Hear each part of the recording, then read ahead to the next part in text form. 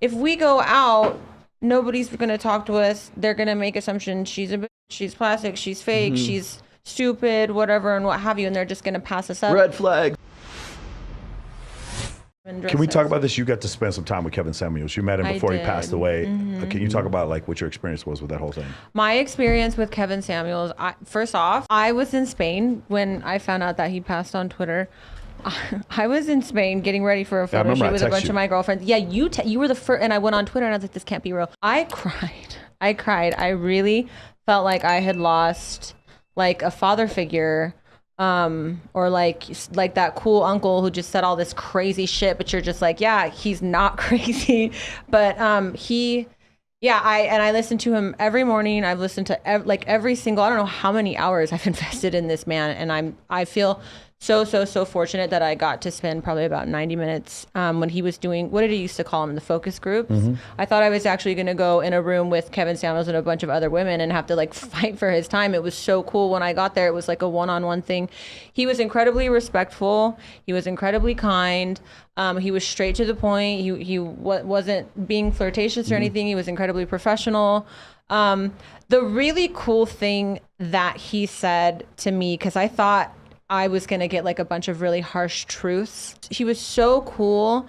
And he looked at me because after he was recording a little bit, and then after he turned off the recording, and I asked him like a couple really kind of serious questions. And I think I probably said like, do you think I'm ever going to find somebody, Kevin? Like, I'm here in LA and I'm all alone. And you're average at best. He was just like, yeah, exactly. And then he played his, the Shirley music, and I wandered off. No. But he was just like, look, CJ, at this stage in the game, everybody has their issues. Everybody has their problems. Like, you're gonna be okay.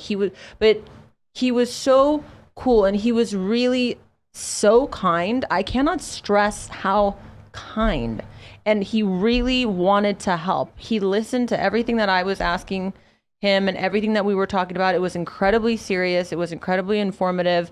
But I cannot stress how he was incredibly nice, and he always gave the energy back that he received in the first place. So if I would have walked in there, and if I was a bitch, he probably would have been an asshole to me and kicked me out, and maybe I would have ended up on the channel getting made fun of or something for being some delusional psycho. But I just honestly, like, I could go on and on about spending time with him. He was really, really cool, and I feel so incredibly fortunate. He said that you were in pretty prison. Do you remember the advice he gave you? Yes. Yeah, that's right. Oh my God, that's right. Yeah, he said I was in pretty prison.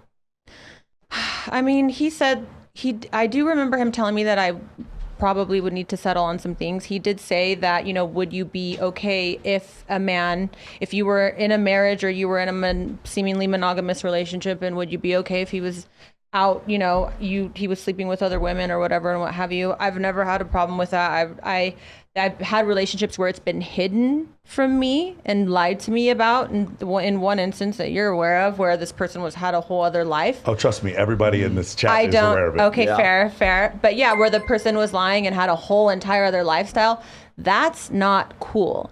But if you're just kind of like, look, if you want to join me in some fun, I'm down for that. But, if you're not open to join in for some fun, I might, go out for a night with the boys every now and again. And, I might just see you in the morning or whatever, what have you. And honestly, my thing, as long as I'm being taken care of, as long as my home isn't struggling, if we have kids, you're not taking her out and spending a bunch of money on her and the household is suffering, I'm not going to be concerned with that. I really could shit less. So he had told me that would probably, he's like, well, if that's really your attitude, you're probably going to be fine. You just need to, he said I needed to put myself out there more. I needed to work at it. I needed to work it like a job. If I really wanted to find a relationship, I needed to work it like a job. The thing for me, when you said pretty prison, the thing that I thought about, and I don't know if this is exactly what Kevin Samuels meant, but you and I, when we're out in LA, or any of us when we're here in Vegas and we go out, we're not surrounded by the people that you guys want to settle down with, men or women. Like when I go to the Playboy Mansion, I meet some beautiful women. Ain't no chance I'm trying to settle down with anybody. And the same thing with you guys. I talked about this before. A lot of the dudes that you guys,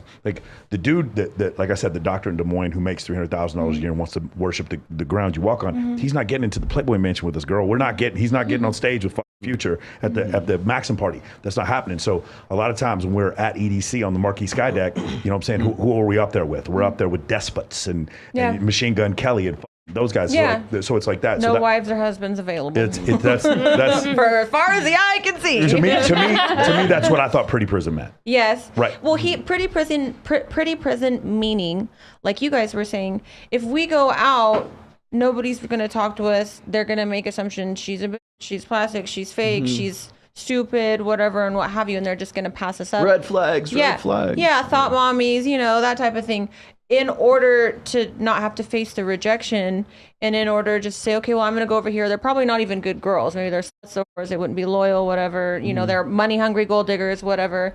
And so they go over to the other girls, and they think, okay, well, I have a better chance. Yeah, over I was going to here. say that. I think that's one of the reasons why OnlyFans is so seductive. It's so immersive. It makes us approachable. Well, it does, because it's a buffer between actually, having face-to-face eye contact with somebody. If and you're actually rejected doing on something. OnlyFans, nobody has to know about it. I was asked this, funny enough, I was asked this question when I was on Fresh and Fit, and it was the episode that Kevin Samuels called into. And we were talking about, one of the ladies asked me, she said, why is it that OnlyFans is such a big deal? Porn is free. You can go jerk off to porn anytime you want. I said, it's not about the sexual release. It's about the connection. And they want to believe that there's somebody on the opposite side of the screen actually gives a shit about them and wants to know how your day was, honey. There's a new app right now, and I can't remember the name of it. Is it Replica or something like that? I'm pretty sure. But what it is it's kind of like your digital AI friend, and it's really it's like that movie Her. Damn. Yeah. Wow. And so it's like having your I haven't heard of this having at your all. digital waifu kind of thing, right? But it's this idea that it's to promote better mental psychological health for people who who nobody gives two shits about, and so therefore they've got this kind of digital AI aid so that they think that somebody's actually caring about them. That's and so that's what I pointed out is most guys will go through these virtual relationships on OnlyFans because they want to spend small fortunes on women on OnlyFans.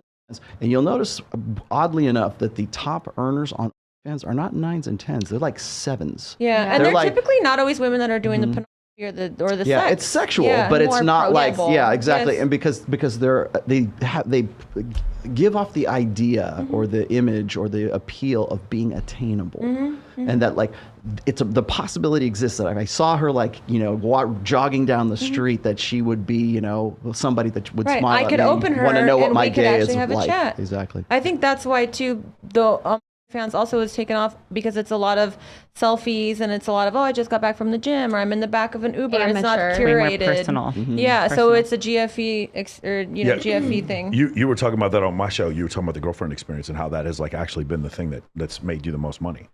Yeah, I just started implementing it more, and it's just these connections with these guys, and it's I know what their birthdays are, where they're from, this and that. I actually just had a guy's birthday who's probably one of my biggest spenders, and he really just wanted a picture of me in a sundress that he could put on his desk, and he could show his mom.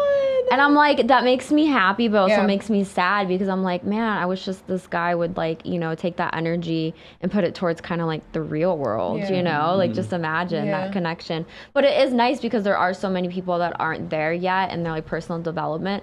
So it is great that we can create that safe space for them to express themselves, whether sexually or in any other way. A lot of these guys just want to talk about their day and all the bullshit. With that, and you're saying the AI, is that it really alludes to people are really hungry for connection. For that connection. intimacy and that bond with someone, because people are just not getting that, especially with such a digital world. If you guys want to check out a book about this, it's called The Singularity, is near by Ray Kurzweil, and it basically the idea is once artificial intelligence achieves a human brain, at that moment there is no going back, because that now the AI has a feedback loop to create a better version of itself instantaneously. The feedback loop now becomes, you have a 10x brain 1 week later, you have a 1000x brain a week later. Now all of a sudden they're designing androids that look like your spouse. All of a sudden you're having a conversation with somebody who can enlighten you. You have a therapist who knows all the answers for whatever problems you have, and it's completely done by artificial intelligence and machine learning. Once we cross that point, then there is no point. This is Turing test. Yeah, that's the Turing test is just, can you tell if it's AI? If it's AI. When we're talking about the singularity, that is the point at which AI is now more intelligent Programs than the human itself, brain. yeah. But just imagine if a artificial intelligence exceeds even 1/1000% further than a human brain, we can never catch up. Right. Because evolution will never catch up to what the AI brain is doing. And so at that point, that's why it's called a singularity, like from quantum mechanics or astrophysics, the idea of what's in the middle of a black hole is a singularity. This is the same kind of thing. This is the singular point at which we can never go back. So that's an interesting idea. Crossing the Rubicon. We should just put Instagram in charge of the AI, and then it will go back. It will just get worse. It'll and get worse worse and worse. worse and Yeah. worse. Just and hating there people. There you They'll go. We humans will be in charge forever.